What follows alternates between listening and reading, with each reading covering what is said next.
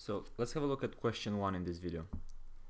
We're having this graph, and here we are shown 3 indifference curves. Now, given this graph, the utility function is, so we have 3 options. Now, what does the indifference curve tell us? It tells us that we have an actual utility on all these lines. So for instance, here maybe we have a utility, let me change colors. Maybe here we have an utility of 10 units, here we could have an utility of 20 units, and here 30 units, for instance. The idea is to understand the intuition. Now, what we also notice here is that we have this y-intercept. So the actual utility is valid even when we have 0x. So the y-intercept, these points over here, show us that the consumption of x is 0 and we still have a certain utility. So the utility is still positive. We still get benefit. Now, how can we apply this? Well, we can substitute x equals to 0 into our utility functions in the choices that we have below and see if it works out or not.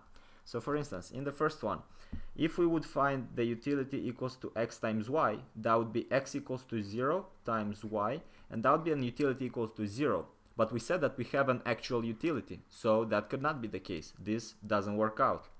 Now let's have a look at the second one. X to the power alpha times y to the power 1 minus alpha. Well, let's substitute x equals to 0, 0 to power alpha times y to the power 1 minus alpha. 0 to power alpha, that would give us also 0 times this whole thing. It would give us an utility equals to 0. Again, it's not an actual utility, it's not a positive value, so that doesn't work out.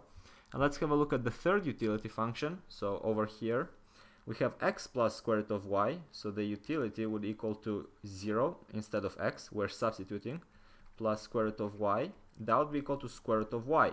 And since we're actually consuming, for instance in this case, 3 units of y, over here we could have an utility of square root of 3. So that works. Here we would have a utility of square root of 6. Over here we would have utility equal to square root of 9. So in the third option, having 0 units of x works out because we actually have a utility by consuming only y. So the function has to be this one. And that's it. We are done.